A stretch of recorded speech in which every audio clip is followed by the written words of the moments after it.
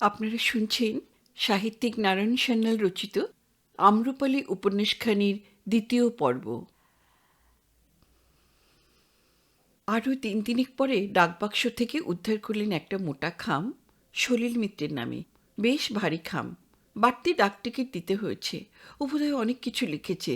Study রুমে দরজাটা ভিতর থেকে বন্ধ করে সযত্নে পেন নাইফ দিয়ে খামটা খুলে ফেললেন। ভিতর থেকে বার হয়ে এলো খান ছয়েক পোস্টকার্ড সাইজ রঙিন হটশট ফটোগ্রাফ। বজ্রাহত হয়ে গেলেন অধ্যাপক তালুকদার।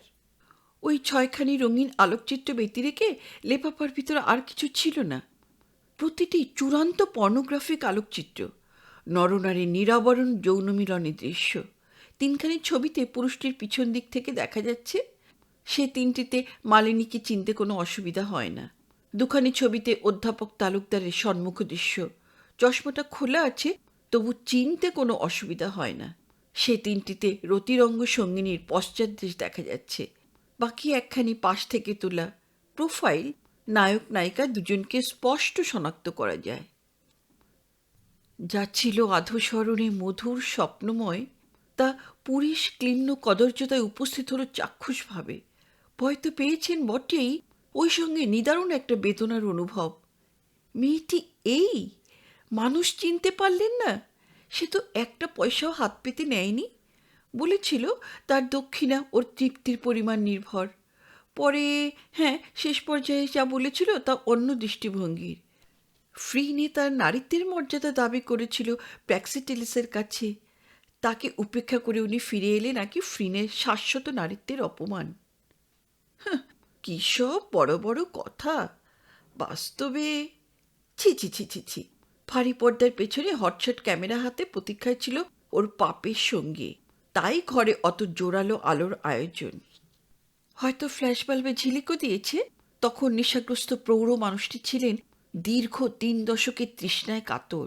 জৈব ক্ষুধায় হতভাগ্য তখন তুরীয়ানন্দে অন্য জগতে। এসব জাগতিক কাণ্ড কারখানার ঊর্ধ্বে, বহু ঊর্ধ্বে। ছি ছি ছি, এ কি হয়ে গেল! জীবনে যিনি কখনো হার মানেননি, স্কুল কলেজ জীবনে কখনো সেকেন্ড হননি, তিনি এভাবে চূড়ান্তভাবে হেরে গেলেন একটা বেশ্যা আর তার নাগরের ছলনায়। জীবনে এত বড় সমস্যার সম্মুখীন হননি কখনো। প্রণতির অ্যাক্সিডেন্টের সময়েও এতটা বিচলিত হয়ে পড়েননি। সেবার মাথা খাড়া রেখেই মার্কিন যুক্তরাষ্ট্রের সেই বিখ্যাত বিশ্ববিদ্যালয়ের অফারটা ফেরত দিয়েছিলেন। কিন্তু এবার ওরা তো অনতিবিলম্বে ব্ল্যাকমেলিং শুরু করে দেবে। পরদিন কলেজ থেকে ফিরে এসে শুনলে সারাদিন কে একটা বেগানা লোক ওকে বারে বারে ফোন করেছে। নামটা জানায়নি, কিন্তু রামুকে বলেছে তার সাহেব ফিরে এলে যেন জানানো হয়। রাত 8:30টায় সে আবার ফোন করবে। ব্যাপারটা নাকি খুবই জরুরি। সাহেব যেন রাত 8:30টায় বাড়িতে থাকেন। প্রণতি বিরক্ত হয়ে বললেন, কি বলো তো লোকটা, কি চায়? ভারী উদ্ধত মেজাজের, অসভ্য। বুঝলেন সবই। মুখে বলতে হলো, আমি কি করে জানবো? কাঁটায় কাঁটায় 8:29 টেলিফোনটা বেজে উঠল। উনি প্রস্তুত হয়ে বসেছিলেন পড়ার টেবিলে, বাঁ হাতটা টেলিফোন রিসিভারে রেখে। ঘর ভিতর থেকে অর্গলবদ্ধ একবার মাত্র রিংিং টোন হতেই তুলে নিয়ে গম্ভীর স্বরে বললেন, ইয়েস, তালুকদার বলছি। আপনি কি প্রফেসর রঞ্জন তালুকদার আছেন? পুরুষ কণ্ঠ, বিকৃত কণ্ঠস্বর, উচ্চারণও বিকৃত, পশ্চিমা ঢঙে, হয়তো ইচ্ছাকৃত। উনি ওর খাজা বাংলার জবাবে বললেন, আছি। আ আছেন? বাই মিস্টেক প্রফেসর সলিল মিত্র আছেন না তো? দাঁতে দাঁত চেপে নীরব রইলেন। বড়শিতে মাছটা নিশ্চিত গেঁথেছে বুঝতে পেরে ও লোকটা ওকে একটু খেলিয়ে তুলতে চায়। কি হলো প্রফেসর সাহেব, ঘুম খেয়ে যাচ্ছেন কেন? সুতো ছাড়লুম, এখন ঘাই মারুন। আর কিছু না পারেন তো শালা বাহাঞ্চে তো বলুন। কি চাও তুমি? আপনাকে এক সেট প্যারিস পিকচার প্রেজেন্ট পাঠিয়েছি, পাইয়েছেন তো? কি নাম তোমার? প্রফেসর সাহাব, আপনাকে একটু প্রশ্ন করা হয়েছে, জবাবটা পাহিলে দিন। এতটা উমার হলো এই কথা জানেন নাকি আসামি সির্ফ জবাব দিয়ে যায়, সওয়াল করে না? প্রফেসর তালুকদার, আপনি আপনার ল্যাংটি ছবি পাইয়েছেন? উপায় নেই, সংক্ষেপে সারতে না পারলে ও ক্রমেই অশ্লীলতর আলাপচারি শুরু করবে। বললেন, পেয়েছি। বহুত শুক্রিয়া, বহুত শুক্রিয়া। আবার শুনেন স্যার, 6খানা ছবির 3 সেট প্রিন্ট করা হইয়েছে। এক সেট আপনার প্রিন্সিপাল সাহেবের খাতির, দুসরা সেট মিসেস তালুকদারের খাতির। সমঝালেন? এখন থার্ড সেট কোথায় যাবে আঞ্জাদ করতে পারেন? কই বাত নেই, কই বাত নেই, থিঙ্ক করেন। প্রফেসর তালুকদার অসীম ধৈর্যে নীরব রইলেন। লোকটা ওকে ভয় দেখাতে চাইছে। ভয় যে পাননি তা নয়, কিন্তু ভয়ে বুদ্ধিভ্রংশ হতে দেবেন না কিছুতেই। হার মেনে নেওয়া ওর ধাতে নেই। অবশ্য এমন নরকের কীটের সাথে দৈরথ সমরে নামবার দুর্ভাগ্য ওর আগে কখনো হয়নি জীবনে। টাইম খতম হয়ে গেল, আঞ্জাদ করতে শিখলেন না? আপনার কলেজে খুঁজতে একটু বড়কা লুটিস বোর্ড আছে না? ওই বোর্ডে 6খানি ফটো রাতারাতি লটকে দিয়ে আসবো।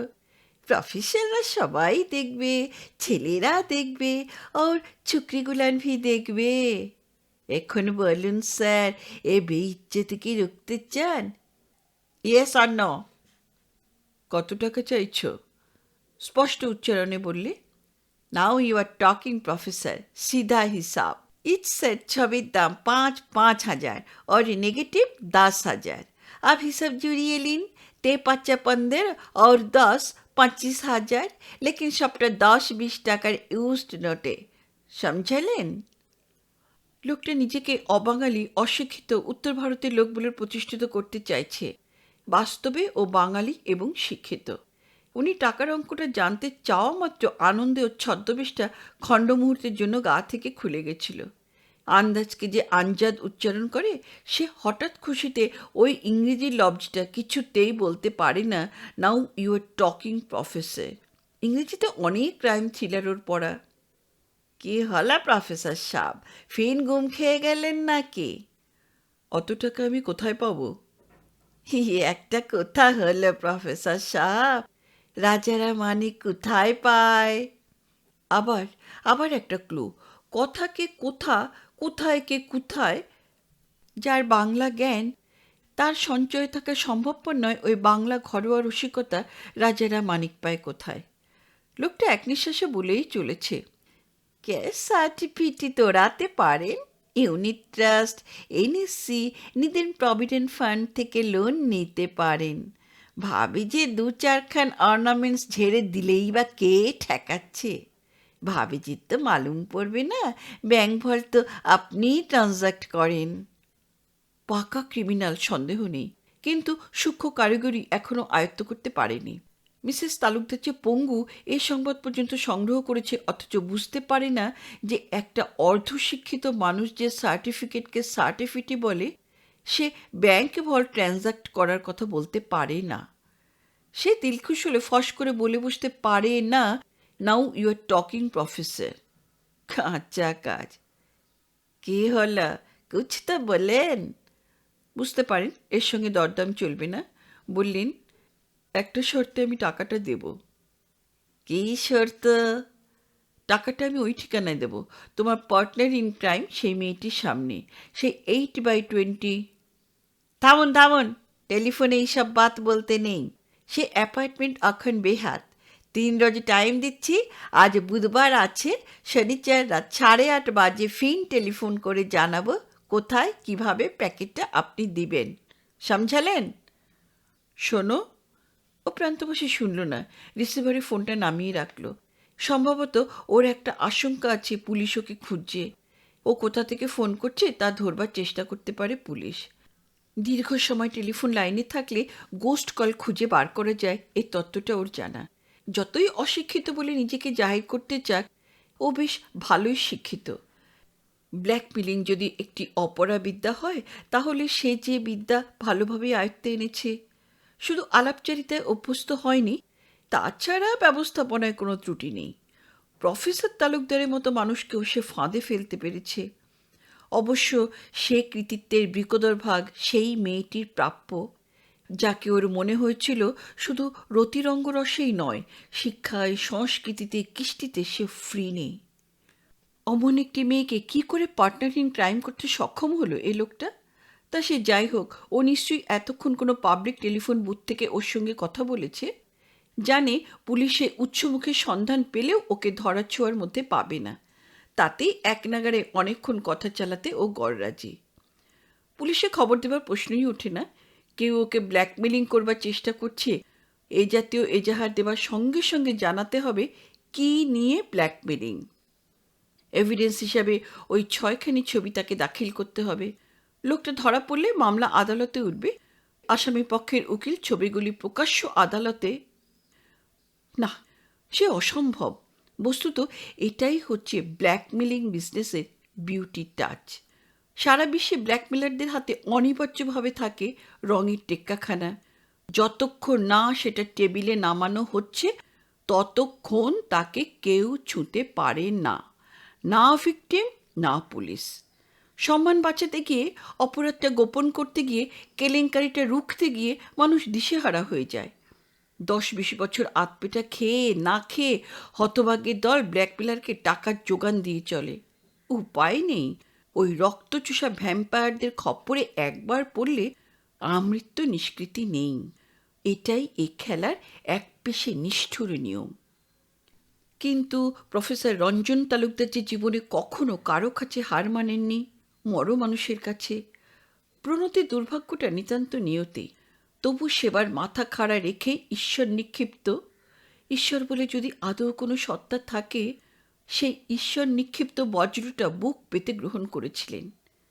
কিন্তু কিন্তু এবার রাত্রে আহারের অবকাশে তালুকদার জানতে চাইলেন আজ টিভিতে চিত্রহার ছিল কি না।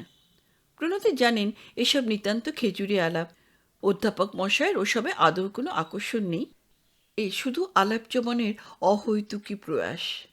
বললেন, সেই অভদ্র লোকটা ফোন করেছিল 8:30টায়। করেছিল, অভদ্র শুধু নয়, অসভ্য। উনি মন গড়া একটা দীর্ঘ কাহিনী শোনালেন। বিপদ কখন কিভাবে আসবে জানা নেই। লোকটা নানাভাবে ও গৃহের শান্তি বিনষ্ট করবার চেষ্টা করতে পারে ভয় দেখাতে। সেক্ষেত্রে প্রণতিকে একটু একটু করে তৈরি করতে হবে। আসন্ন বিপদ সম্বন্ধে কিছুটা প্রস্তুতি থাকলে অজ্ঞাত আঘাতের আকস্মিকতার ধার কিছুটা ভোঁতা হয়ে যাবে। বড় জাতের শখ ভালো নয় প্রণতির দুর্বল হৃদয়ের পক্ষে। উনি যে গল্পটা ফাঁদলেন তাতে আছে এক ভিলেন, নানান পাপ কাজে সে হাত পাকিয়েছে।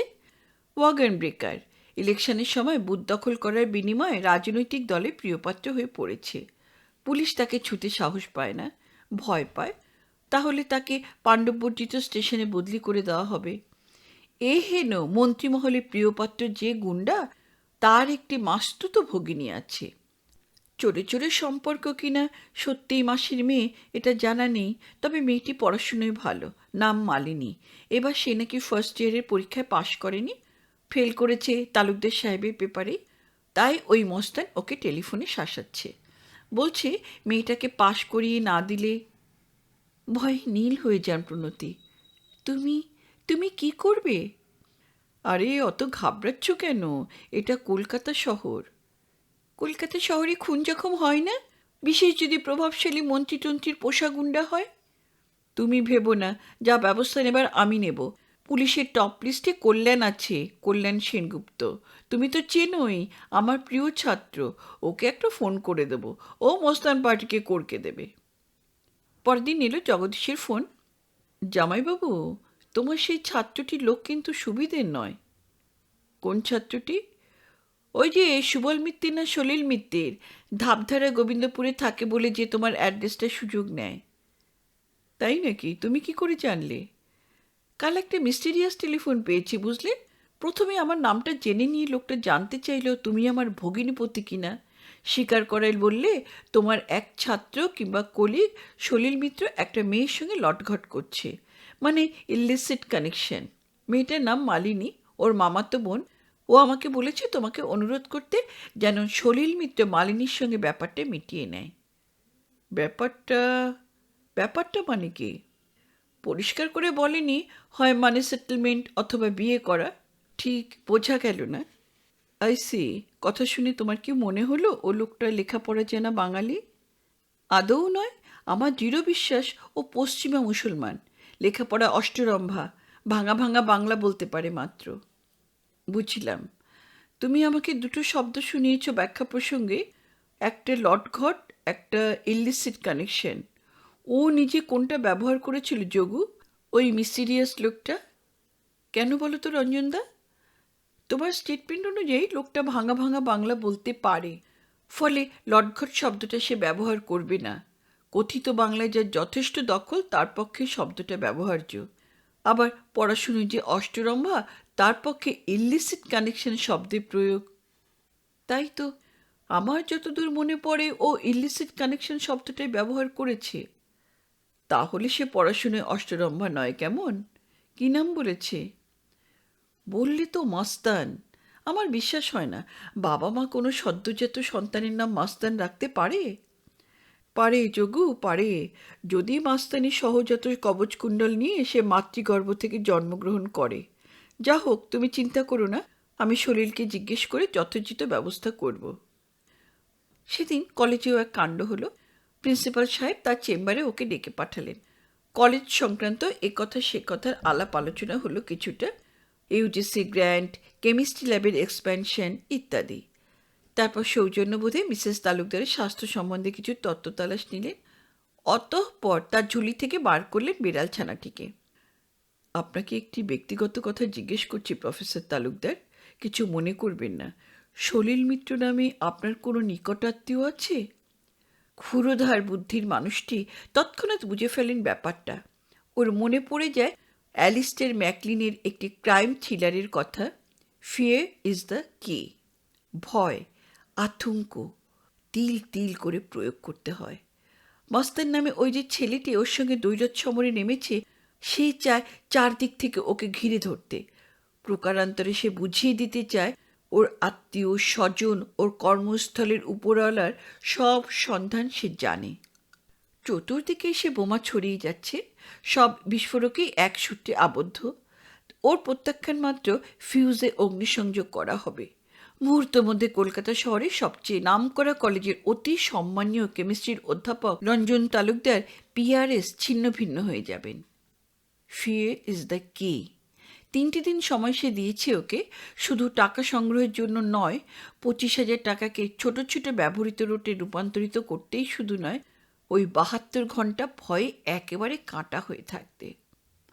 তালুকদার বললেন, আমার উপাধি শুনে ঠিক বোঝা যায় না স্যার যে তালুকদার একটা নবাবী খেতাব আমার পূর্বপুরুষরা পেয়েছিলেন। বাস্তবে আমরা বারেন্দ্র শ্রেণীর ব্রাহ্মণ। মিত্র কিভাবে আমার নিকট আত্মীয় হবে স্যার? না, মানে আজকাল তো অসবর্ণ বিবাহ ঘরে ঘরে, তাই বলছি। ব্যাপারটা কি জানেন? একই কাহিনী। অজ্ঞাতনামা একটি অবাঙালি লোক ভাঙা ভাঙা বাংলায় প্রিন্সিপাল সাহেবকে টেলিফোনে একটি অনুরোধ করেছে। তার অভিযোগ প্রফেসর তালুকদারের এক নিকট আত্মীয় সলিল মিত্র আবেদনকারীর পিস্তত ভগিনীর সঙ্গে দুর্ব্যবহার করেছে। বিস্তারিত কিছু সে বলেনি, শুধু আর্জি পেশ করেছে যাতে প্রফেসর তালুকদার মধ্যস্থতা করে ওই সলিল মিত্র আর তার ভগিনী মালিনীর মানি সেটেলমেন্ট কেসটা তাড়াতাড়ি ফয়সালা করে দেন। তালুকদার সরাসরি জানিয়ে দেন, আগে না স্যার, লোকটা কোথাও কিছু ভুল করেছে। সলিল মিত্র নামে আমি তো কাউকে চিনি না। শনিবার 8:15 নাগাদ উনি ওর স্টাডি রুমে এসে বসলেন। ওই নাছোড়বান্দার ছিনে যুক্তির সঙ্গে একাই মোকাবিলা করতে হবে দৈরথ সমরে। তার অসংখ্য গুণগ্রাহী ছাত্র, শিষ্য, পাঠক পাঠিকা, কিন্তু কারো কাছে সাহায্য চাইবার কোনো উপায় নেই। একদিকে ওই মাস্তান, ওই উদ্ধত যুবক, তার সঙ্গী সাথী, তার আগ্নেয়াস্ত্র, ছুরি, খুর, অ্যাসিড বাল্ব, পেটোয়া পুলিশ। অন্যদিকে প্রৌঢ় একজন পণ্ডিত। ল্যাবরেটরি আর ল্যাবরেটরির চৌহদ্দিতে জীবনটা যিনি পাড়ি দিয়ে এসেছেন নির্বিবাদে। তার হাতিয়ার তার শিক্ষা, তার ক্ষুরোধার বুদ্ধি, অসাধারণ উদ্ভাবনী ক্ষমতা আর সারা জীবনে হার না মানার স্ট্যামিনা। ভয় পেলে চলবে না, ভয় তিনি পাননি। দৈরথ সমরে অবতীর্ণ হতে প্রস্তুত বৃদ্ধ মানুষটি। স্টাডি রুম ভিতর থেকে বন্ধ। পাশের ঘরে ধর্মেন্দ্র না শশী কাপুর কে যেন ভিলেনকে ক্রমাগত ঢিসিম ঢিসিম কিলিয়ে চলেছে টিভিতে। প্রফেসর তালুকদারও ওইভাবে মস্তানকে ঠেঙাতে পারেন যদি ভিলেনের খুশিগুলো ওর হয়ে খায় ওর ডামি। না হলেও পারেন যদি নেপথ্য নাট্যকারের তাই নির্দেশ থাকে। বৃদ্ধ বলে তিনি লড়তে ভয় পাবেন না। ও ঘরে প্রণতি আর রামু সেই লড়াই দেখতেই বোধ। ওরা জানে না ঠিক পাশের ঘরে এই নিরস্ত্র বৃদ্ধ এক রিভলভারধারীর সঙ্গে একইভাবে মোকাবিলার তাল ভাজছেন। কাঁটায় কাঁটায় 8:30টায় রিংিং টোন শুরু হতেই তুলে নিয়ে তার কথা মুখে বললেন, তালুকদার। নমস্তে, রুপিয়ার ইন্তজাম হয়েছে স্যার? কি বিনীত মোলায়েম কাকুতি। না। না কেন? 3 সেট পিকচার আর নেগেটিভ আপনি খরিদ করিবেন না? করব, কিন্তু সমঝালাম, ভাও লিয়ে দাঁড়াদাঁড়ি করবার হিংসা হইয়াছে। না, দরাদরি নয়। আমি জানতে চাইছি কেন তুমি প্রিন্সিপাল সাহেবকে ফোন করেছিলে, জগদীশকে কেন বলেছ? আহা হা হা হা হা, দিমাগ খারাপ করছেন কেন প্রফেসর সাহেব? আসল কথা তো কিছু বলি নাই প্রফেসর সাহেব। আমি কি ওদের বলেছি প্রফেসর তালুকদার সাহেব এক ছুকরির সঙ্গে ল্যাংটা খেলা খেলিয়েছেন? আপন গড, সেই কথা কিচ্ছু বলি নাই। বেহুত্ত দিমাগ কেন খারাপ করছেন স্যার? ছবি আর নেগেটিভ কিনে নিন, ব্যাস, লেটার চুকিয়ে যাক। এসব নোংরা ঝামেলা আমার বুড়া লাগে। তার আগে ওই মেয়েটির সঙ্গে কিছু কথা বলতে চাই। টাকার প্যাকেটটা আমি শুধু তার হাতেই দেব, অন্য কাউকে নয়। তা তো হবে না স্যার, সে এখানে না আছে, তাকে কি দরকার? একমাত্র তাকেই আমি দেখলে চিনতে পারবো। লেকিন সে তো কলকাতা মে না আছে স্যার, পাকেট আমাকেই দিতে হবে আপনার। আমি আইডেন্টিটি দেখিয়ে তবে নিব। কি আইডেন্টিটি? 3 সেট পিকচার और নেগেটিভ। সেসব আমি চাই না। চান না? ওয়াপাস লিবেন না? লেকিন কেন? তুমি তো 10 কপি প্রিন্ট বানিয়ে রেখে ওগুলো আমাকে ফেরত দিতে পারো। আমি তোমাকে টাকাটা দিলে তুমি আবার নতুন করে টাকা চাইতে পারো। ঠেকাচ্ছেটাকে? আপন গড স্যার, সিরেফ 3 সেট বানিয়েছি, আপন মাই অনার। প্রফেসর তালুকদার নীরবে অপেক্ষা করেন। কি হলো স্যার, কিছু তো বলেন। আমি কি বলবো মাস্তান? তুমিই তো বলছো আপন গড, আপন মাই অনার। এক্ষেত্রে আমি কি বলতে পারি? তোমার মতো অনারেবল। তা আপনি কি চাইছেন? সেই মেয়েটি যদি টাকা নিতে না পারে তবে তোমাকেই আমি প্যাকেটটা দেব, তবে স্ট্যাম্পড রসিদ নিয়ে। কি নিয়ে স্যার? রিসিট? হ্যাঁ তাই, রসিদ, রিসিট। আপনি কি দিল্লাগি শুরু করলেন স্যার? ব্ল্যাকমেলিংয়ের রুপিয়া কেউ কখনো রসিদ দিয়ে নেয়? তা তো আমি জানি না, আমার জানার কথা নয়। এই জীবনে আমি তো আর কখনো ব্ল্যাকমেলিংয়ের টাকা নিয়েও নি, টাকা দিইও নি। তবে ওই আমার শর্ত, আমি একটা কাগজে লিখে নিয়ে যাব, পত্রবাহকের কাছে ব্ল্যাকমেলিং বাবদ 25,000 টাকা খুচরা নোটে বুঝিয়া পাইলাম। স্ট্যাম্পারও নিয়ে যাব, তুমি তার নিচে তোমার বাঁ হাতের বুড়ো আঙুলের টিপছাপ দিয়ে টাকাটা আমার কাছ থেকে নেবে। আপনি পাগল হয়ে গেছেন স্যার, তাই কি আমি পারি? না পারো টিপছাপ দিও না, রসিদ দিও না, আমিও টাকাটা দিতে পারবো না। ওকে, তাহলে কালই 3 সেট পিকচার ডাকে ঢেলে দিই। ক্ষমতা থাকে দাও। ক্ষমতা? কেউ? আমার হিম্মতে কুলাবে না বলছেন? তাই তো আমার ধারণা। 3টে লেফাফা ডাক বাক্সে গিরাতে শিখবো না আমি? আরে সেই কথাই তো বলছি, আমি বারে বারে বলছি। লেকিন কেউ? কারণ তোমার এখতিয়ারে ওই একটি একাগ্নি বান আছে মাস্তান। ও দিয়ে তুমি ঘটোৎকচকে বধ করতে পারো, আলবৎ পারো, কিন্তু অর্জুন তাহলে জীবিত থাকবে। তোমার কনভিকশন তো অর্জুনই করবে, তাই নয়? আইপিসিতে ব্ল্যাকমেলিংয়ের জন্য ম্যাক্সিমাম কত বছর সশ্রম কারাদণ্ডের প্রভিশনস আছে তা ভোলনি নিশ্চয়ই। অর্জুনই সে ব্রহ্মাস্ত্রটা ছাড়বে, তাই নয়? ঘটোৎকচ তো বেফাজুল, কর্ণার্জুন নাটকে এলেবেলে চরিত্র। কে উল্টা সিধা বকছেন প্রফেসর সাহেব? মহাভারত যে পড়নি তা জানি, কিন্তু চোপড়া সাহেবের সিরিয়ালটাও দেখনি রোববারে? আমি সচমুচ কিছু সমঝাতে পারছি না স্যার। অলরাইট, মহাভারত তুমি পড়নি, কিন্তু তাস খেলো নিশ্চয়ই। শোনো, তোমার হাতে আছে রঙের টেক্কাখানা, মানে মানলি একটা পিঠ তুমি তুলবেই, কোনো শুয়োরের বাচ্চা রুখতে পারবে না, তাই না মাস্তান?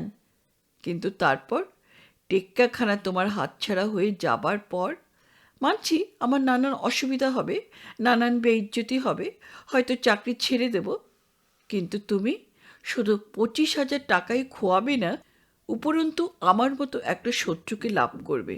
বদলা না নিয়ে যে আমি থামবো না তা নিশ্চয়ই তুমি বুঝেছ। বয়স হয়েছে, তবু শত্রু হিসেবে আমি লোকটা যে সাংঘাতিক তা তোমার ভালো রকমই জানা। তাছাড়া তুমি জানো নিশ্চয়ই সন্ধি ইতিমধ্যে পুলিশে ডায়েরি করেছে। সন্ধি? সন্ধি কেমন আছে স্যার? নাকা সাজবার চেষ্টা করো না মাস্তান, you are already half exposed. তুমি খুব ভালো করেই জানো যে পুলিশ 8/20 অ্যাপার্টমেন্টে 7টা লেটেন্ট ফিঙ্গারপ্রিন্ট পেয়েছে, একটা মেয়ের আর একটা ছেলের। You know damn well what's the latent fingerprint. তুমি জানো পুলিশ রেকর্ডে তোমার ফিঙ্গারপ্রিন্ট আছে কিনা। যদি জীবনে কখনো কনফিউশন হয়ে থাকে, যদি কখনো কোনো হাজতে রাত্রিবাস করে থাকো, তাহলে योर फिंगरप्रिंट वुड टैली। हम ही कुछ समझाते, लेकिन हम ही सब कुछ समझे Mastan. Do what ever you think best. I know and the police know that you understand English perfectly. Good night. শুনুন স্যার, প্লিজ প্লিজ শুনুন। তালুকদার লাইনটা কেটে দিলেন। ফিয়ার ইজ দ্য কি। তীক্ষ্ণদী মানুষটি ইতিমধ্যে দুয়ে দুয়ে 4 করেছেন।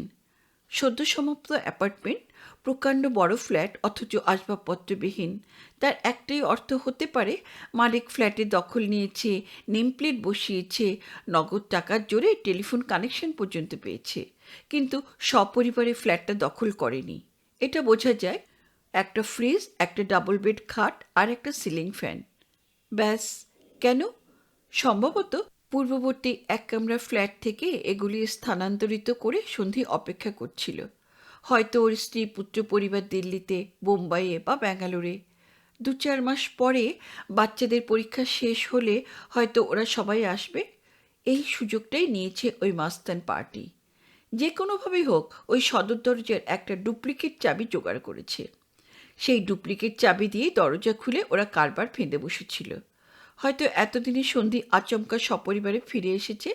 হয়তো বিগত সপ্তাহে সে 5-7টা বিচিত্র টেলিফোন কল পেয়েছে। কেউ খুঁজছে সরজুকে, কেউ নমিতাকে, কেউ মালিনীকে, অথচ প্রত্যেকেই নিজ নিজ পরিচয় সযত্নে গোপন রাখতে চায়। নাম জানতে চাইলে লাইন কেটে দিয়েছে। কেন? সন্ধি সন্দিগ্ধ হয়েছে। খোঁজ নিতে গিয়ে প্রতিবেশীদের কাছে জেনেছে কে বা কাহারা তার ফ্ল্যাটে বাস করে গেছে। পুরুষ এবং স্ত্রীলোক। প্রতিবেশীরা ধরে নিয়েছিল তারা সন্ধির রিশতেদার। হয়তো তাই মায়াজাল বিস্তার করে সন্ধি জানবার চেষ্টা করেছিল প্রফেসর তালুকদারের পরিচয়। নিতেন তার টেলিফোন নাম্বার। মাস্তান এ বিষয়ে কতটা কি জানে তা জানে না, কিন্তু সন্ধি যে সন্দিগ্ধ অ্যাপার্টমেন্টটা হাতছাড়া হবার পরেই তা বুঝেছে। হয়তো আচমকা পালাতে গিয়ে ফ্রিজে ফেলে আসতে হয়েছে অর্ধসমাপ্ত বিয়ার অথবা চিনির বোতল। ফিয়ার ইজ দ্য কি। আতঙ্কের বলটা উনি ওকোটে ফিরিয়ে দিলেন। রবিবার রাত 8:30টায় টেলিফোন রিসিভারের পাশে চুপচাপ বসেছিলেন। ওর টেবিলের উপর একটা ইংরেজি পেপার ব্যাগ গল্পের বই পাতা খোলা অবস্থায় পড়ে আছে। ফ্রেডেরিক ফরসাইথের নো কামব্যাকস। একটা পাতাও পড়তে পারছেন না। আশা ছিল আতঙ্কগ্রস্ত ব্ল্যাকমেলার একই সময় ফোন করবে। সেই সময় অন্য কেউ ফোনটা তুলুক তা উনি চান না। ঠিক তাই 8:30টায় বেজে উঠল টেলিফোনটা। তালুকদার স্পিকিং। আগে হ্যাঁ, আমিই বলছি। আপনি অহেতুক দরাদরি করছেন স্যার। আপনি আমাকে চেনেন না। এসব ব্যাপারে আমি অত্যন্ত নিষ্ঠুর। জানে মারা পড়বেন কিন্তু। পরিষ্কার সহজ সরল বাংলা উচ্চারণ। কাবুলিওয়ালার সেই খোঁকি তুমি শ্বশুর বাড়ি যাবিস গোছের বিকৃতির চিহ্ন মাত্র নেই। তালুকদার বললেন, look here mastan, I am not after any bargain. Or do you still printed that you don't follow me? না স্যার, আমি আপনার কথা বুঝতে পারছি। তাহলে আমি তো একটা নয়া পয়সাও কমাবার কথা বলিনি। পুরো 25,000ই দেব, সমস্তই 10 বা 20 টাকার নোটে। বিনিময়ে আমার ওই শর্তটা তোমাকে মানতে হবে। ওই রসিদে সই দিয়ে ব্ল্যাকমেলিংয়ে টাকা নেওয়া? হ্যাঁ, কিন্তু শুধু সই নয়, বাঁ হাতের বুড়ো আঙুলের টিপছাপ। আপনাকে একটা কথা বলবো, বিশ্বাস করবেন স্যার? ইতস্তত করছো কেন? ওই যে কাল আপনি বললেন তোমার মতো অনারেবল। কিন্তু এখন যেটা বলছি তা আপনি যাচাই করে জেনে নিতে পারেন। কি কথা? ওই ফিঙ্গারপ্রিন্ট নিয়ে আপনি কিছু করতে পারবেন না। অ্যাজুমিং আমার ফিঙ্গারপ্রিন্ট পুলিশের কাছে আছে, অ্যাজুমিং সেই টিপছপের সঙ্গে সন্ধির বাড়িতে ওরা যে টিপছপ পেয়েছে তা মিলে গেল, তাহলে কি হবে তুমিই বলো। মাকড় মারলে কি হয় স্যার, ধোকর খুঁটির জোরে মেড়া লড়ে, শোনেননি? কোনো শালা পুলিশে বড় সাহেবের হিম্মত হবে না। তাহলে তুমি এত ভয় পাচ্ছ কেন? এটাই আপনার ভুল স্যার, ভয় আমি আদৌ পাইনি। কিন্তু তাই বলে বেহুত্ত 25,000 টাকা খোয়াতেও আমি রাজি নই। বুঝলাম। তা এতই যদি বেপরোয়া, তাহলে টিপছাপ দিয়ে ব্ল্যাকমেলিংয়ের টাকা নিতেই বা তোমার আপত্তি কিসের? কিন্তু ওই টিপছাপ নিয়ে আপনি কী করবেন বলুন তো? পুলিশে যাবেন? আপনার ছাত্র সেই দিল্লিতে পোস্টেড কল্যাণ সেনগুপ্ত, ও যে আইপিএস। তালুকদার বুঝতে পারেন লোকটা কত দূর খবর রাখে। বলেন, না মাস্তান, আমি পুলিশে যাব না আদৌ। রসিদটা ব্যাংক ভল্টে রেখে দেব। বাট হোয়াই, কেন? দেখো মাস্তান, আমি খোলা কথার মানুষ। হ্যাঁ, ভুল আমি একটা করেছি, তোমরা আমাকে বোকা বানিয়েছ।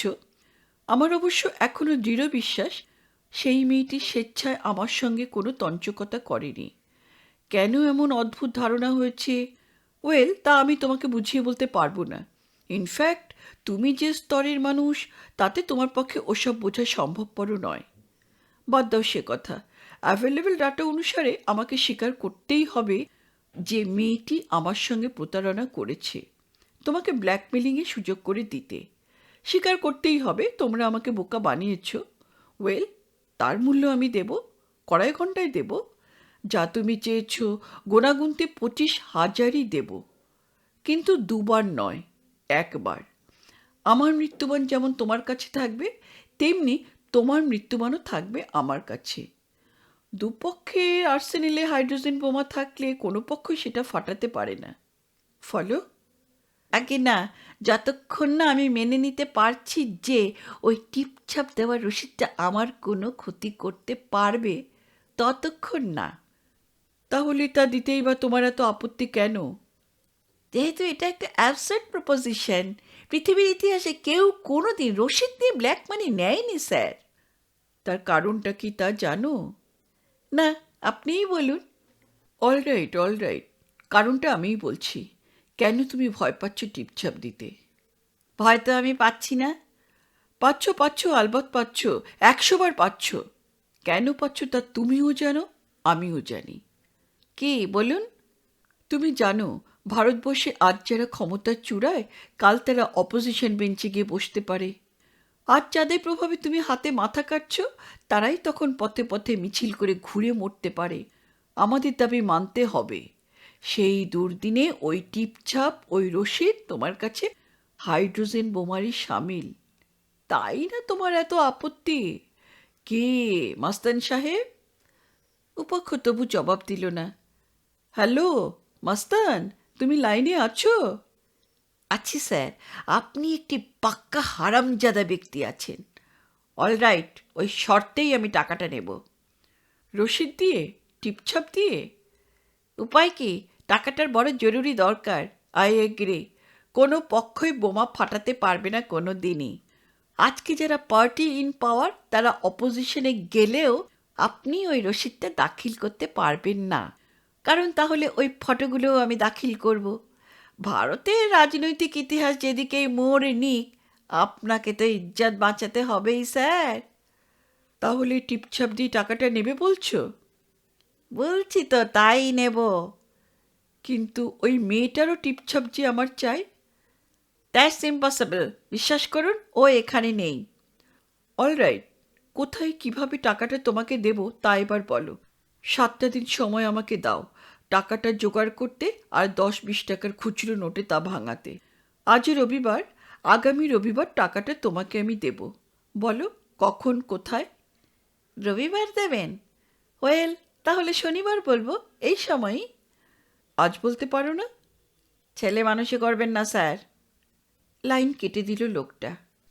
সোমবার সকালে ঘটল একটা বিশ্রী দুর্ঘটনা। কলেজ গেটে 100-2 গজ দূর থেকেই গাড়ির গতি কমিয়ে দিতে বাধ্য হলে সামনে কি একটা হইচই বিক্ষোভ হচ্ছে। পথ চলতে কে একজন আগ বাড়িয়ে বললে, ওদিকে যাবেন না দাদু, বোম ফাটছে। কলেজ স্ট্রিটের মোড়ে সেটা নতুন কিছু নয়। এ পথে বৃষ্টির জলে যেমন জ্যাম হয়, বেহুদ্দ গাড়িতে গাড়িতে জট পাকিয়ে যেমন জ্যাম হয়, তেমনি বোমা পড়ার কারণেও রাস্তা মাঝে মাঝে বন্ধ হয়ে যায়। মানুষজন তখন বড় রাস্তা এড়িয়ে গলি খুঁজে ধরে চলে। এদিক সেদিক অসংখ্য গলিপথ। কলেজ স্ট্রিট এই জীবনযাত্রায় অভ্যস্ত।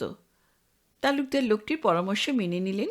গোলদিঘি পাক মেরে ইউনিভার্সিটি ইনস্টিটিউট হল ঘুরে এসে পড়লেন বঙ্কিম চ্যাটার্জি স্ট্রিটে। হিন্দি স্কুলের বিপরীতে ওর জানা এক প্রকাশকের দোকানের সামনে গাড়িটা পার্ক করে নেমে এলেন। দোকানের মালিক ওকে আপ্যায়ন করে বসালো। উনি জানতে চাইলেন, কলেজের সামনে গণ্ডগোলটা কিসের? প্রকাশক অমায়িক হেসে বললেন, আদার ব্যাপারে স্যার জাহাজের খোঁজ রাখি না। কিছু একটা আমাদের দাবি নিশ্চয়ই আছে, যা বোধ করি কেউ মানছে না, তাই তার কালো হাতে ভেঙে দেওয়ার অথবা গুঁড়িয়ে দেওয়ার আয়োজন। তবে এটুকু খবর পেয়েছি যে পুলিশ ভ্যান এসে গেছে। একটু পরে রাস্তা ক্লিয়ার হয়ে যাবে স্যার, ট্রামবাস আবার চলবে। কিন্তু আমার যে 12টা 10 ক্লাস। ভুলে যান স্যার, আপনি প্রেজেন্ট স্যার হলেও আপনার ছাত্রছাত্রীরা সবাই অ্যাবসেন্ট স্যার। কী খাবেন বলুন, গরম না ঠান্ডা? আরে না না, আগে তো দেখে আসি ব্যাপারটা কি। শোনো, আমার গাড়িটা রইল তোমার দোকানের সামনে, কেউ না চাকা খুলে নিয়ে যায়, একটু নজর রেখো বুঝলে। ঠিক আছে স্যার, যান। পুলিশ ভ্যান এসেছে প্রায় ঘন্টাখানেক আগে, এতক্ষণে মনে হয় সব ঠান্ডা হয়ে গেছে। গাড়িটা দোকানের সামনে লক করে পায়ে পায়ে এগিয়ে গেলেন কলেজের গেটের দিকে। এখনও সেখানে চাপ ভিড়, উত্তেজিত ছাত্রদের চিৎকার চেঁচামেচি, স্লোগান, কাউন্টার স্লোগান। পুলিশ ভ্যানের পাত্তাই নেই। ট্রাম এখনও চালু হয়নি। গেটে ঢুকবার মুখে বাধা পেলেন। ভিড়ের ভিতর রাস্তা করে এগিয়ে যাওয়াই মুশকিল। হঠাৎ ভিড় ঠেলে এগিয়ে এলো একটি ছাত্র, 4th ইয়ারের তাপস মিত্র। ভিড় সরিয়ে রাস্তা করে দিয়ে বলল, আসুন আসুন স্যার, গাড়ি কোথায় রাখলেন? ওই হিন্দু স্কুলের সামনে। আজ আবার কি নিয়ে গণ্ডগোল? অনেক কাণ্ড হয়ে গেছে স্যার। আচ্ছা না না, ওদিকে যাবেন না, প্রিন্সিপাল সাহেব ঘেরাও হয়ে আছেন। ওদিকে গেলে আপনিও ফেঁসে যাবেন। সোজা কেমিস্ট্রি ল্যাবে চলে যান। প্রিন্সিপাল সাহেব ঘেরাও হয়ে আছেন? কেন, কি ব্যাপার? তাহলে এদিকে একটু সরে আসুন স্যার, একটু আড়ালে না হলে। এই উত্তেজনাতেও ডেভিড হেয়ার নির্বিকার। বোমায় ফাটুক আর গুলি ছুটুক, জোব্বা গায়ে একইভাবে বইবাগলে দাঁড়িয়ে আছেন। আজ বলে নয়, দশকের পর দশক। তারই পায়ের কাছে সরে এলেন ওরা দুজন। তাপস মিত্র ছাত্র ইউনিয়নের পাণ্ডা, তবে এবার ওদের পার্টি ইলেকশন জিততে পারেনি। বিধানসভার নজির দিয়ে বলা যায় তাপস এখন বিরোধী দলপতি। সে সংক্ষেপে যা জানালো তা এই রকম। সকাল 9:45 কলেজের সামনে একটা দুঃসাহসিক অ্যাবডাকশন কেস হয়ে গেছে। কলেজের একটি ছাত্রী ট্রাম থেকে নেমে রাস্তা পার হয়ে কলেজে আসছিল। মাঝ সড়কে 3-4 জন গুন্ডা তাকে চেপে ধরে। ওরা এসেছিল কালো রঙের একটা অ্যাম্বাসাডারে। সেটা রাস্তার ধারে স্টার্টে রাখা ছিল। চালকের আসনে ড্রাইভার রেডি হয়ে বসে প্রতীক্ষা করছিল। মেয়েটি আত্মরক্ষার চেষ্টা করেছিল, কিন্তু 3-4 জন স্বর্ণমার্কার সঙ্গে সে পারবে কেন? প্রকাশ্য দিনের আলোয় কয়েকশো দর্শকের চোখের সামনে ওরা জোর করে মেয়েটিকে গাড়িতে তুলে ফেলে। 4-5টি ছেলে ছুটে গিয়েছিল বাধা দিতে, তখন ওরা পর পর 2টো বোমা ফাটায়। তার স্প্লিন্টারে একজন আহত হয়ে মাটিতে লুটিয়ে পড়ে, আর একটি ছেলে ঝাঁপিয়ে পড়ে গাড়ির উপর। গুন্ডা দলের একজন ছেলেটির তলপেটে ছোড়া বসিয়ে দেয়। 3-4 মিনিটের মধ্যে সমস্ত ঘটনাটা ঘটে যায়। আর ঠিক তারপরেই কলেজ গেটের সামনে মারামারি বেঁধে যায় 2 রাজনৈতিক দলের সহানুভূতিশীল ছাত্রদের মধ্যে। একটু পরে পুলিশ ভ্যান এসে যায়। তাপসদের পার্টি 3টি ছেলেকে অ্যারেস্টও করে নিয়ে যায়। অতি সংক্ষেপে এই হলো ঘটনার বিবরণ। তাহলে প্রিন্সিপাল সাহেব ঘেরাও হলেন কেন? উনি ছেলেদের জামিনের ব্যবস্থা করছেন না বলে। বলছেন পুলিশে যাদের অ্যারেস্ট করেছে তারা রাস্তায় ছিল, কলেজ ক্যাম্পাসের ভিতরে নয়, ফলে তারা ছাত্র না, সাধারণ নাগরিক। অলরাইট, এসো আমার সঙ্গে। না স্যার, আপনি ওদিকে যাবেন না, তাহলে আপনিও ঘেরাও হয়ে যাবেন, আমি ঠেকাতে পারবো না। তুমি ভুলে গেছো তাপস, ছাত্র শিক্ষক কল্যাণ সমিতি বলে একটা সংস্থান আমরা এই কলেজে প্রতিষ্ঠা করেছিলাম, আর আমি তার প্রেসিডেন্ট। তুমিও আছো সেই কমিটিতে। এসো, আর কথা বাড়িও না। প্রিন্সিপাল সাহেবের ঘরে তিল ধারণের ঠাঁই নেই। সবাই একসঙ্গে কথা বলতে চায়, ফলে কারো কথাই শোনা যাচ্ছে না। তদুপরি মাঝে মাঝে ইনকিলাব জিন্দাবাদ ধ্বনি। প্রিন্সিপাল হাত নেড়ে ছেলেদের কিছু বোঝাতে চাইলেন, তার একটা শব্দও শোনা যাচ্ছে না, অন্তত এত দূর থেকে। তালুকদার সাহেব চৌকাঠের কাছে দাঁড়িয়ে পড়লেন। তাপসের ভিতরে ঢোকার পথ করে দেবার চেষ্টা করে।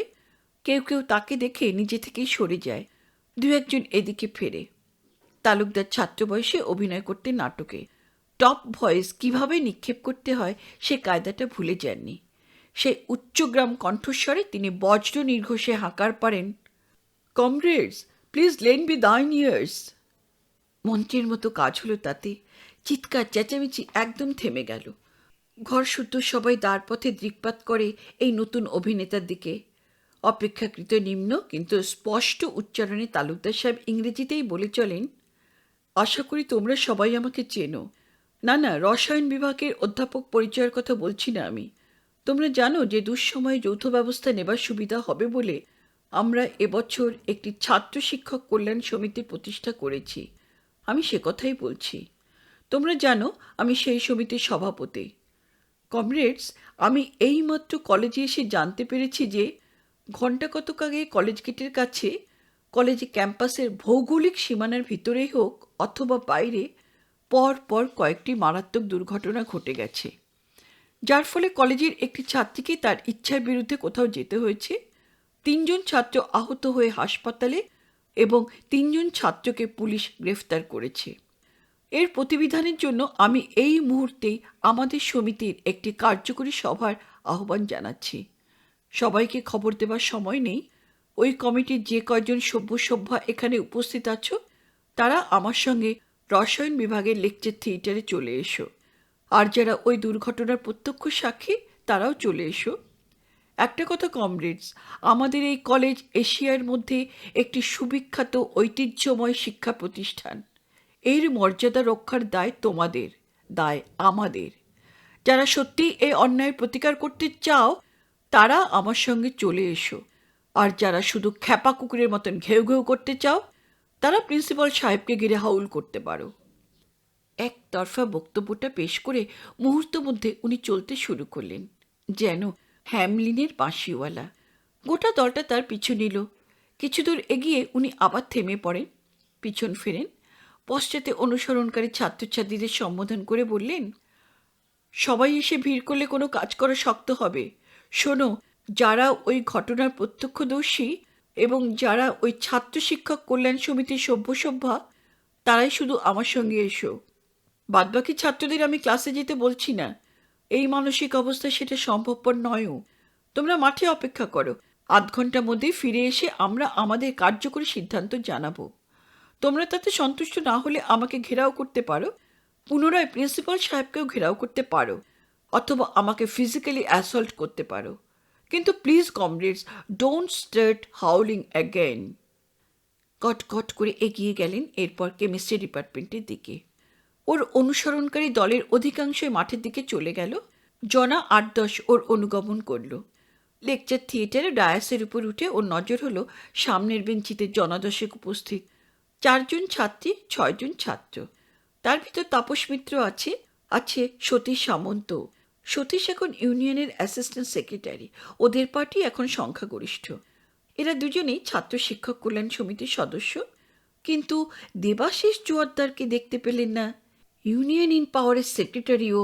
তাই সতীশকে প্রশ্ন করলেন, দেবাশিসকে দেখছি না, আসেনি? সতীশ উঠে দাঁড়ায়, বলে, না স্যার, কি জানি কেন আজ সে অ্যাবসেন্ট। আমি ওকে বাড়িতে খবর পাঠিয়েছি স্যার। তালুকদার বলেন, আমি কিছু ক্লাস নিচ্ছি না। তোমাদের যা জিজ্ঞাসা করব তার জবাব বসে বসেই দিও। নাও ফার্স্ট কোশ্চেন, সকালবেলার ঘটনার আমি অ্যাবডাকশন কেসটার কথা বলছি। প্রত্যক্ষদর্শী কে কে? সচক্ষে মেয়েটিকে অপহরণ হতে দেখেছে কে কে? প্লিজ রেজ ওর হ্যান্ডস। সামনের বেঞ্চি থেকে 2টি মেয়ে এবং একটি ছেলে হাত তুলল। অধ্যাপক তালুকদার তাদের নাম বা রোল নম্বর জানতে চাইলেন না, বরং পেশ করলেন তার দ্বিতীয় প্রশ্ন, যে ছাত্রীটিকে ওরা তুলে নিয়ে গেছে তাকে তোমরা কেউ চেনো? প্রথম সারির যে 2টি মেয়ে ইতিপূর্বে হাত তুলেছিল, তাদের মধ্যে একজন উঠে দাঁড়ায়।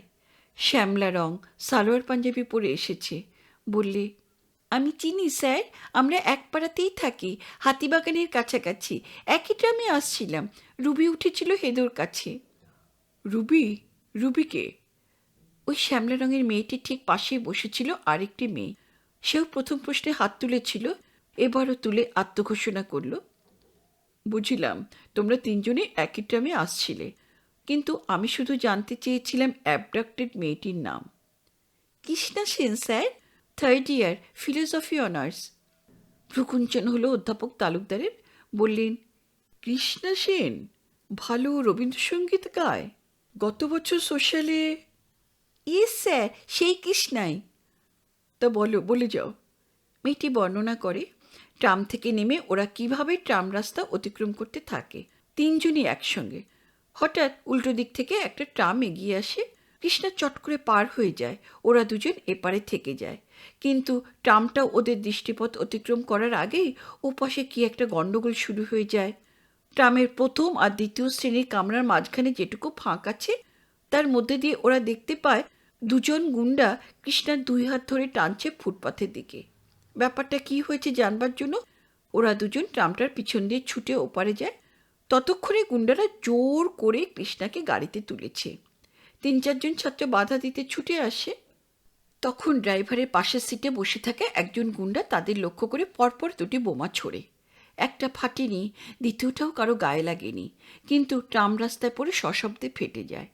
2জন ছাত্র রাস্তায় লুটিয়ে পড়ে। তখন ধোঁয়ার প্রাবল্যে সামনে কী ঘটছে দেখা যাচ্ছিল না।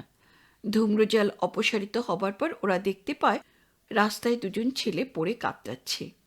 কৃষ্ণার কাঁধের ব্যাগটা মাটিতে পড়ে আছে, আর রাস্তায় ওদিকে যে কালো রঙের অ্যাম্বাসেডার গাড়িটা দাঁড়িয়েছিল সেটা নেই।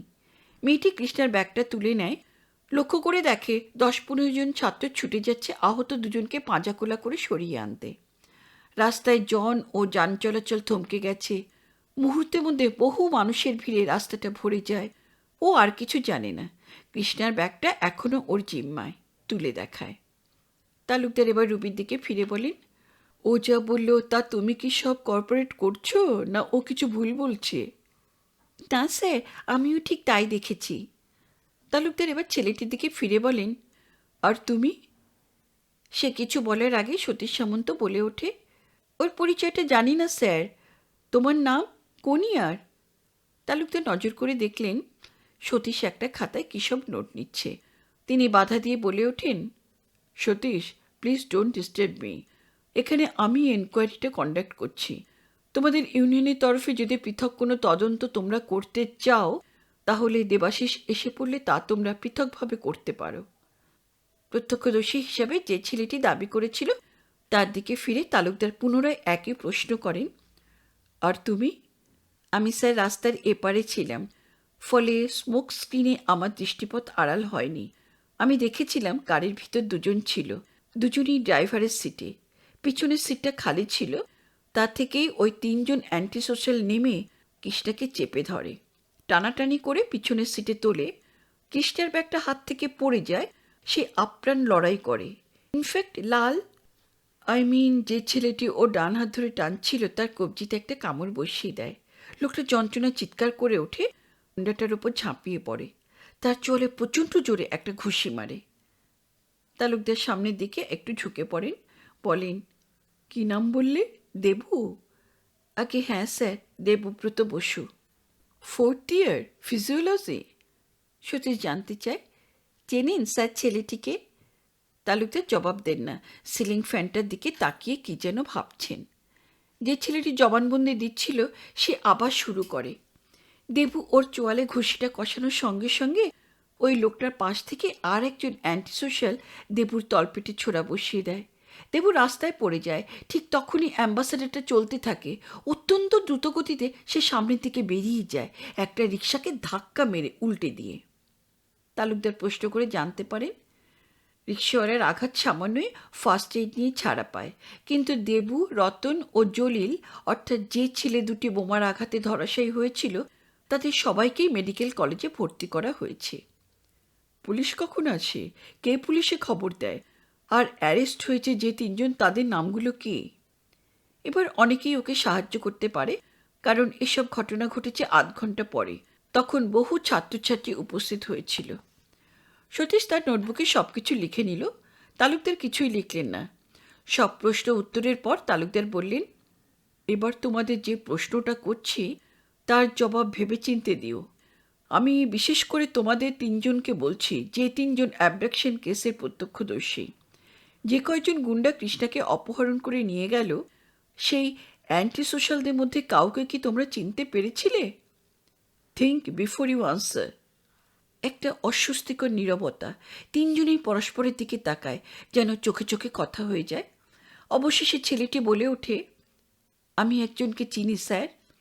হঠাৎ রুবি উঠে দাঁড়ালো, যদিও বসে বসেই এতক্ষণ জবাব দিচ্ছিল, কথা বলছিল। বোধ করি এবার উত্তেজনে উঠে দাঁড়িয়েছে। বললে, আমিও একজনকে চিনতে পেরেছি স্যার, ওই যার কবজি কামড়ে দিয়েছিল কৃষ্ণা। আর তুমি, নিবেদিতা? হাতিবাগানের মোড়ের বাসিন্দার মাথাটা এতক্ষণ ছিল বুকের উপত্যকায়। সে স্বপ্নেও ভাবতে পারেনি যে তালুকদার সাহেব তাকে নামে চেনেন। ধীরে ধীরে এবার সেও উঠে দাঁড়ায়, বলে, আমিও তাকে চিনতে পেরেছিলাম স্যার। তাছাড়া যে গাড়ি চালাচ্ছিল তাকেও চিনতে পেরেছিলাম। আবার একটা অস্বাভাবিক নীরবতা। সতীশ জানতে চায়, what's your next question sir? Talukdar তাকে বলেন, তুমি অত উতলা হয়ে উঠেছ কেন সতীশ? এনকোয়ারিটা আমি তো কন্ডাক্ট করছি নাকি? আমাকে ভেবেচিন্তে পদক্ষেপ করতে দেবে না? তুমি কি এতই নির্বোধ যে বুঝতে পারো না এদের নিরাপত্তার কথাও আমাকে ভাবতে হচ্ছে? সতীশ অদবোধনে নীরবে অপেক্ষা করে। তালুকদার বলেন, তোমরা ৩জনে ৩টি কাগজে সেই অ্যান্টি সোশ্যালের নাম ব্লক ক্যাপিটালে লিখে আমার হাতে দাও। আবার ওদের চোখে চোখে কথা হলো। মনে হলো ওরা নির্দেশটা মেনে নিতে রাজি হলো। ৩জনে ৩টি কাগজে কি লিখে ওকে দিয়ে এলো। তালুকদার ৩টি কাগজের টুকরোকে একইভাবে ভাঁজ করলেন। তারপর কড়ি খেলার সময় যেমন মুঠোয় করে কড়িগুলোকে ঝাঁকাতে হয়, সেইভাবে ঝাঁকিয়ে টেবিলে নামিয়ে রাখলেন। হেসে বললেন, কে কোন নাম লিখেছ তা জানবার উপায় নেই, তাই না? ঠিক আছে, এবার দেখি কাগজগুলোয় কি লেখা আছে। ভাঁজ খুলে ৩টি কাগজের লেখা পড়লেন। তারপর তার লেকচার টেবিলের প্রান্তে বুনসেন বার্নারটা জেলে কাগজ ৩টি তার নীল শিখায়, যাকে বলে উত্তপ্ততম অংশ, মেলে ধরলেন। সতীশ উঠে দাঁড়ায়, উত্তেজিতভাবে বলে, এ কী করছেন sir? You can't destroy evidence. Evidence? কিসের এভিডেন্স? কোন কাগজটা কার লেখা তাই তো আমি জানি না। চলো, আমার তদন্তের কাজ শেষ হয়েছে। আমরা এখান থেকে প্রথমে যাব থানায়, ৩টি ছাত্রের জামিনের ব্যবস্থা করতে এবং অ্যাবডাকশন কেসটা ডায়েরি করতে। তারপর একদল যাবে কৃষ্ণার বাড়ি। সে দলে নিবেদিতা তুমি থাকবে। আর একদল যাবে মেডিকেল কলেজের জলিল, রতন আর দেবু কেমন আছে খবর নিতে। তাপস, তুমি বরং এসো আমার সঙ্গে। আর সতীশ, তুমি অফিসে যাও। দেবু, রতন আর জলিলের বাড়ির ঠিকানা সংগ্রহ করে তাদের বাড়িতে খবর দাও। আমি আমি আপনার সঙ্গে থানায় যাব না স্যার? কি দরকার? দেবু বোস, রতন মুখুজ্জে আর জলিল হোসেনের বাড়িতে খবর দেওয়াটাও তো জরুরি সতীশ। না স্যার, আমি আপনার সঙ্গে থানাতেই যাব। ওদের ৩জনের বাড়িতে খবর দেবার ব্যবস্থা তো আমি নিশ্চয়ই করব, এখনই করব। কিন্তু দেবাশিসদা তো নেই। ইউনিয়নের তরফে থানায় আমার যাওয়াটা কর্তব্য স্যার। অলরাইট, তাই যদি তুমি মনে করো তাহলে তুমিও এসো। তাপস জানতে চায়, একটা ট্যাক্সি ধরবো স্যার? না, আমার গাড়িটা হিন্দু স্কুলের সামনে পার্ক করা আছে, আমরা তাতেই যাব। ওসি জয়ন্ত চৌধুরী ওকে মাঝপথে থামিয়ে দিয়ে বলল, আমাকে তুমিই বলবেন স্যার, আমিও ওই কলেজের ছাত্র। 10 বছর আগে পাশ করে বেরিয়েছি, তবে আমি ছিলাম আর্টস বিভাগে, তাই আপনি আমাকে চিনতে পারছেন না।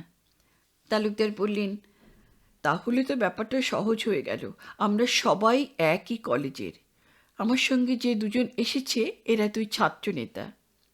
বলুন স্যার, কি করতে পারি আমি? কলেজে 3টি ছাত্রকে তোমার পুলিশ তুলে এনে হাজতে পুরেছে। বাধা দিয়ে ওসি বলে, কলেজের ভিতর থেকে স্যার? না না, কলেজ স্ট্রিটের ট্রাম রাস্তা থেকে, গেটের সামনে থেকে। তাদের কি অপরাধ? কেন তাদের অ্যারেস্ট করা হলো? রাউডিজম স্যার, সরকারি সড়কের উপর দাঁড়িয়ে মারামারি করা। আমরা এসেছি তাদের জামিনে ছাড়িয়ে নিয়ে যেতে। জয়ন্ত, নিয়ে যান। আপনি যদি তাদের শনাক্ত করেন এবং পার্সোনাল বন্ড দিতে রাজি থাকেন তবে নিয়ে যান।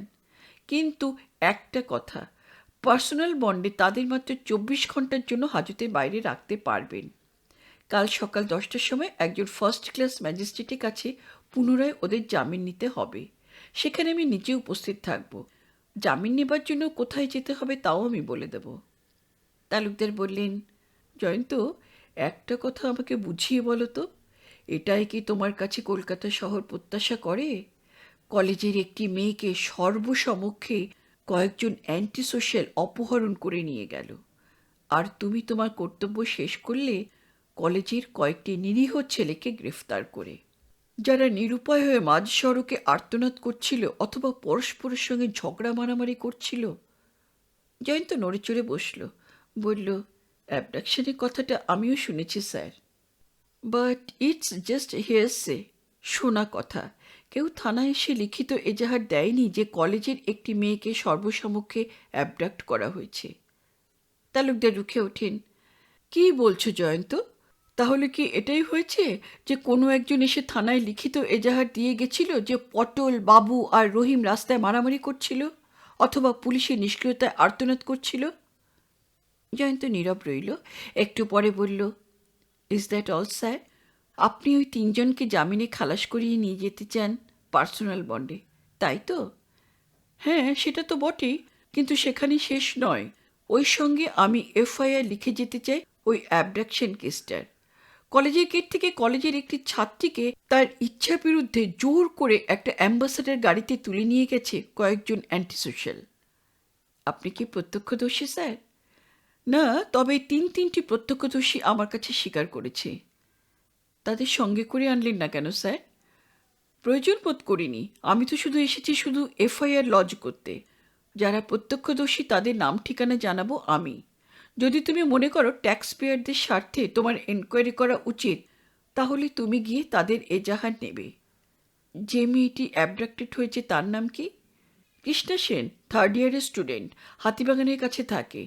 পুরো অ্যাড্রেস এফআইআরে জানাবো। যারা অ্যাবডাক্ট করেছে তাদের কারো নাম কি আপনি প্রত্যক্ষ জ্ঞানে জানেন? না, পরোক্ষ জ্ঞানে জানি। আমার কাছে প্রত্যক্ষদর্শীরা স্বীকার করেছে তাই জানি। কি নাম? লালটু অথবা লাল্লু ওস্তাদ।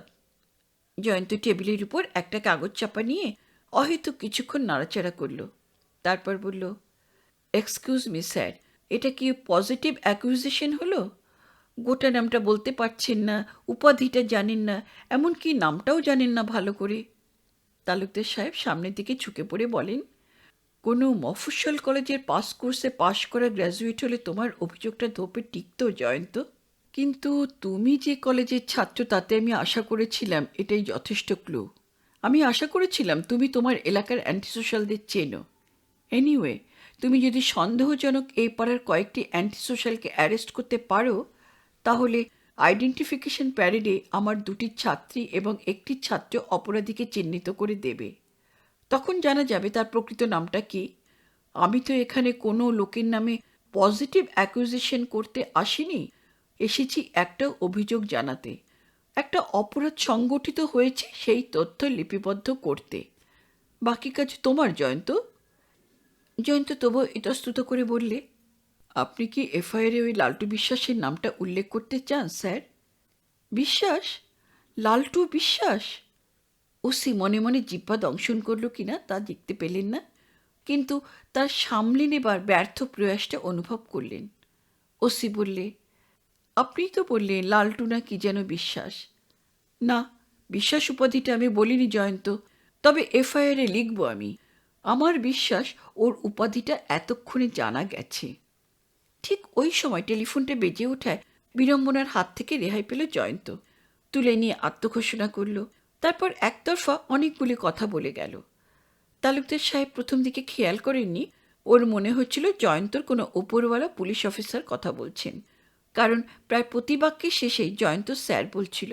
হঠাৎ সচেতন হয়ে উঠলেন যখন জয়ন্ত টেলিফোনে বললে, না স্যার, ঠিক এখনই যেতে পারছি না, আমি একটা এফআইআর লেখাচ্ছি।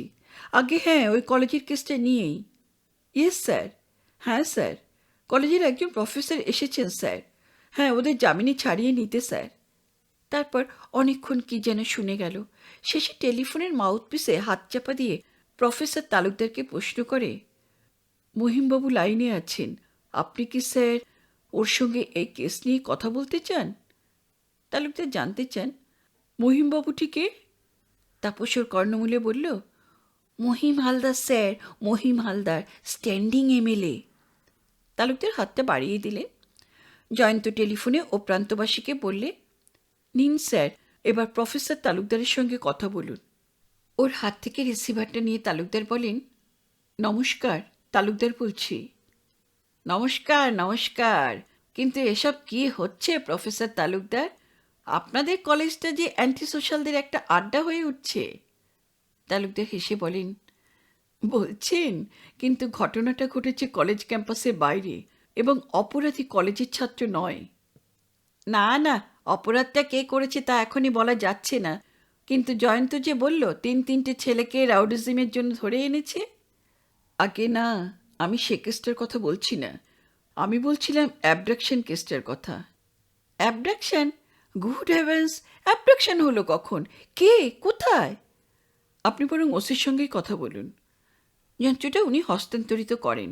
জয়ন্ত সংক্ষেপে ওকে ব্যাপারটা জানালো, অপহৃতা মেয়েটির নামও জানালো, 3জন প্রত্যক্ষদর্শী সাক্ষীর কথাও জানালো। কিন্তু তালুকদার সাহেব এজাহারে যে নামটা লিখবেন বলে কথা দিয়েছেন তার নাম উল্লেখও করল না। ও প্রান্তবাসীর কথা শোনা গেল না। জয়ন্ত শুনে নিয়ে কথা মুখে হাত চাপা দিয়ে পুনরায় বললে, উনি আপনার সঙ্গে আবার কথা বলতে চান স্যার। অলরাইট, দাও। যন্ত্রটা আবার হাত বাড়িয়ে গ্রহণ করলেন। মহিম হালদার ওকে অনুরোধ করলেন একবার তার বাসায় আসতে, ব্যাপারটা গুরুতর, এখনই ব্যবস্থা করা দরকার। তালুকদার বললেন, আমি একবার মেডিকেল কলেজে যাব এখান থেকে। এখানে যারা আটক আছে তাদের জামিনের ব্যবস্থা হয়ে গেলেই। বাধা দিয়ে মহিম হালদার বললেন, না না, জামিন টামিন নয়, আমি জয়ন্তকে বলে দিচ্ছি ওদের পার্মানেন্টলি ছেড়ে দিতে। পুলিশও সব পেটি কেস চালাবেই না, তাহলে কখন আপনি আসতে পারবেন? About 4:30। That suits me fine, thank you. Talukdar Jayanta চৌধুরীকে বললেন, ওর ঠিকানাটা? তাপস আর সতীশ প্রায় একসঙ্গে বলে ওঠে, আমরা চিনি স্যার। থানা থেকে বেরিয়ে এসে তালুকদার সাহেব বলেন, ওঠো গাড়িতে। দুজনকে গাড়িতে তুলে নিয়ে ফিরে চললেন কলেজের গেটে। সেখানে এখন কোনো উত্তেজনা নেই। যথারীতি যানবাহন আর পদাতিকের কসরত চলছে। কে কার আগে যেতে পারে কে বলবে?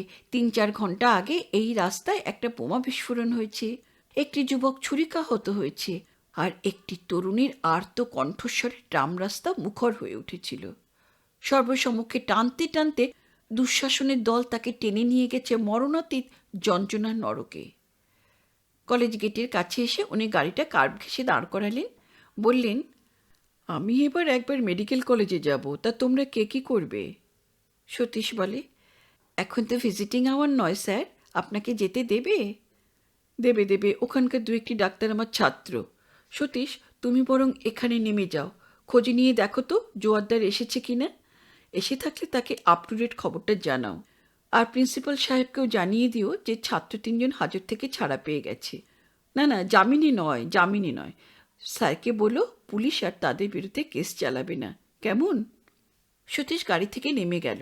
তালুকদার তাপসকে নিয়ে আবার গোলদিঘিতে পার্ক মারলে। 5 দশকের পুরাতন একটি শরবতের দোকানের সামনে এসে গাড়িটাকে থামালেন। উনি নিজে যখন প্রেসিডেন্সিতে পড়তেন তখন এখানে পাশাপাশি 2টি শরবতের দোকান ছিল, প্যারাডাইস আর প্যারাগন। তারই একটা ভগ্নাংশ আজও টিকে আছে। পরন্ত বেলায় এখন খদ্দের নেই। উনি তাপসকে নিয়ে পিছনের একটা বেঞ্চিতে গিয়ে বসলেন। বললেন, তেষ্টাও পেয়েছে আর তোমার সঙ্গে জরুরি কয়েকটা কথা বলে নিতে চাই। একজন ছোকরা মতো দোকানের কর্মচারী এসে ফ্যানটা খুলে দিয়ে গেল। তালুকদার ওকে 2টো মালাই দিতে বললেন। ছোকরা চলে যেতে তাপস বলে ওঠে, আমারও একটা প্রশ্ন জানবার আছে স্যার, আপনি অনুমতি দিলে সেটাই আগে পেশ করি। করো, প্রশ্ন করতে আর দোষ কি তাপস? জবাব দেব কিনা সেটা যখন আমার মর্জির উপর নির্ভর করছে। বলো বলো। স্যার, 3টে কাগজের মধ্যে কটায় লালু বিশ্বাসের নাম ছিল? আরে একটাতেও নয়। একটি কাগজে ইংরেজিতে লেখা ছিল LALTU, মানে লালটু। আরেকটিতে LALLU, মানে লাল্লু।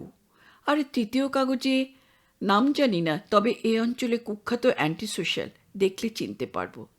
এই কথা কটা গোটা গোটা বাংলা হরফে লেখা ছিল। আপনি কি স্যার ওকে দেখলে চিনতে পারবেন? কি যে বলো তাপস, অ্যান্টি সোশ্যালদের ছবি সংগ্রহ করার বাতিক তো আমার নেই ভাই। তাপস জবাব দিল না, হাসল না পর্যন্ত। তার কাঁধের ব্যাগ থেকে একটা পত্রিকা বার করে একটা পাতা মেলে ধরল। তালুকদার দেখলেন কি একটা ক্লাবে সেটা কালী পুজোর সুভেনির। তার প্রথম দিকে গোটাকতক আলোকচিত্র, পূর্ব বৎসরে প্রাক পূজা অনুষ্ঠানের। ছবিগুলি গুণীজন সম্বর্ধনার। কয়েকজন প্রখ্যাত খেলোয়াড়, সঙ্গীতজ্ঞ, সাহিত্যিক প্রভৃতিকে দেখা যাচ্ছে পরপর ছবিতে একই মন্ত্রীমশাইয়ের হাত থেকে স্মারক সম্মান গ্রহণ করতে। প্রতিটি আলোকচিত্রে মন্ত্রীমশাইয়ের পাঁজর ঘেঁষে একজন স্বাস্থ্যবান যুবক দাঁড়িয়ে আছে, প্রায় দেহরক্ষীর ভঙ্গিতে। তার পরনে জিন্সের প্যান্ট, ঊর্ধ্বাঙ্গে গোল গলা স্পোর্টস গেঞ্জি, মাজায় চওড়া বেল্ট, গোমতারি কামানো, মাথায় পাখির বাসার মতো সযত্ন বিন্যস্ত কেশচুর।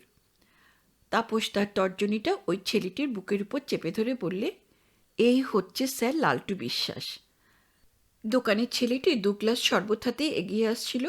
তালুকদার নিঃশব্দে তাপসের হাত থেকে পত্রিকাটা নিয়ে অ্যাটাচি কেসে ভরে ফেললেন। গ্লাস দুটো নামিয়ে রেখে ছেলেটি চলে যেতেই তালুকদার প্রশ্ন করেন, কৃষ্ণাকে ওরা কেন ধরে নিয়ে গেল তা কি জানো তাপস? জানি স্যার, বলছি শুনুন। তাপস ওকে জানালো কৃষ্ণা সেন একজন নামকরা ছাত্রনেত্রী, তাপসদের ইউনিয়নের, ফলে লালটুর বিরুদ্ধ পার্টির। লালটু অবশ্য ছাত্র নয়, সে পার্টি ক্যাডারদের নেতা। প্রয়োজনে কখনো বা ছাত্র রাজনীতিতে অংশ নেয়, মানে যদি কাউকে ধোলাই দেওয়ার প্রয়োজন হয় অথবা হাফিজ করবার। কিছুদিন আগে কৃষ্ণার সঙ্গে লালটুর রাজনৈতিক দলের একটা ছেলের বচসা হয়। ওরা দাবি করেছিল ওদের কি একটা ফাংশনে কৃষ্ণাকে গান গাইতে হবে। কৃষ্ণা সম্মত হয়নি। বচসার সময় ও দলের একটি ছেলে কৃষ্ণার গায়ে হাত দেয়, আর কৃষ্ণা তাকে একটা চড় মারে। ফলে একটা হাতাহাতি সূত্রপাত হয়। ঘটনাচক্রে সে সময় ওরা দলে ভারী ছিল না, মার খেয়ে পালায়। তাপসের আশঙ্কা তারপর ওরা ওদের পার্টি মস্তান লালটুর স্মরণ নেয়। আর থেকেই এই পরিণতি। তালুকদার জানতে চান, তা কৃষ্ণা যে ছেলেটিকে চড় মেরেছিল সেটা কি কেউ দেখেছে? কি বলছেন স্যার? ঘটনাটা ঘটে কমন রুমের সামনে, অন্তত 10-20 জন সাক্ষী আছে। তবে আপনি যা ভাবছেন তা হবার নয়। কি ভাবছি আমি? ওই যদি কোনো এনকোয়ারি হয় অথবা আদালতে সাক্ষী দেওয়ার প্রয়োজন হয়, তখন কিন্তু স্যার প্রত্যক্ষদর্শী একটাও পাবেন না। ওই মস্তান লালটু বিশ্বাসের ভয়ে? তাপস কিছুক্ষণ নীরব রইল, তারপর বলল, ওর নামে কতগুলো কেস ঝুলছে তার হিসাব বোধ করি লালটু নিজেই জানে না স্যার। প্রয়োজনও হয় না। সে হিসেব রাখবার জন্য প্রভাবশালী ব্যক্তিরা আইন মোতাবেক মাইনা করা ব্যবস্থা করেন। একাধিক খুন, একাধিক ডাকাতি, রাহাজানি এবং রেপ কেসের নায়ক বুক ফুলিয়ে মোটরসাইকেল চেপে সারা শহর চষে বেড়ায়। গুণীজন সম্বর্ধনার আসরে সেজেগুজে মন্ত্রীমশাইয়ের পাঁজর ঘেঁষে দাঁড়ায়। ওকে অসংখ্যবার পুলিশ ধরেছে, না ধরে উপায় নেই বলেই ধরেছে, চক্ষুলজ্জার খাতিরে। সংবাদপত্রের হুড়ো খেয়ে যখন ধরতে বাধ্য হয়েছে তখনই। কিন্তু কিন্তু স্যার জানেন, প্রতিবারেই প্রভাবশালী ব্যক্তিরা কলকাঠি নাড়ায় জামিন পেয়ে বেরিয়ে এসেছে ও। তারপর আদালতে কেস ওঠে না? আগে না স্যার, তারিখের পর তারিখ পরে, যতদিন না প্রত্যক্ষদর্শীদের কবজা করা যায়। স্যার, লোভে পড়ে অথবা ভয়ে তারা তো সরে দাঁড়ায়। তখন আদালতের হাজার হাজার পেন্ডিং কেসের কিছু সংখ্যা বৃদ্ধি হয় মাত্র। তারপর তারপর স্যার সবাই সে কথা ভুলে যায়। আর লালটু লালটু বুক ফুলিয়ে মোটর সাইকেলে ঘুরে বেড়ায় স্যার। তালুকদার সাহেবের মনে হলো, সবাই কি ভোলে? যে মায়ের জোয়ান ছেলেটা হারিয়ে গেল, যে বিধবা স্বামী আর কোনোদিন বাড়ি ফিরে আসবে না, তারাও কি ভুলতে পারে? আর ওই হতবাগিনীর দল, যাদের সর্বনাশ করে মস্তান পার্টি বুক ফুলিয়ে ঘুরে বেড়ায়, যারা লোকসমাজে মুখ তুলে আর তাকাতে পারে না। পাছে কেউ পার্শ্ববর্তীর কানে কানে বলে, হ্যাঁ রে, সেই মেয়েটাই। ওর মনে পড়ে গেল ভাগলপুর জেলের একটা ঘটনার কথা। কয়েক বছর আগে সংবাদপত্রে পড়েছিলেন, পড়ে শিউরে উঠেছিলেন। জেলে বিচারাধীন 3 জন আসামিকে পুলিশ হেফাজতে অন্ধ করে দেওয়া হয়েছিল। কি নৃশংস কাণ্ড! অবশ্য তার 7 দিনের মধ্যেই অপরাধী পুলিশ ওই যারা অন্ধ করেছিল তাদের সাসপেনশনের অর্ডার এসেছে উপরমহল থেকে। মায়ের জেলার স্বয়ং সাসপেন্ডেড। সবচেয়ে অবাক করা খবর, ভাগলপুরের মানুষ ওই আদেশনামার প্রতিবাদ করতে সর্বাত্মক হরতাল করে বসল। কোনো রাজনৈতিক দলের ডাকা বন্ধ নয়, সাধারণ মানুষ স্বতঃস্ফূর্তভাবে হরতাল পালন করছে। স্কুল, কলেজ, আইন, আদালত, দোকান পাট সব বন্ধ। কি চায় গোটা ভাগলপুরের মানুষ? ওরা চায় ওই পুলিশ অফিসারদের উপর যে সাসপেনশন অর্ডার দেওয়া হয়েছে তা প্রত্যাহার করতে হবে। কি আশ্চর্য! কেন কেন কেন এমন নৃশংস পুলিশ নির্যাতনের?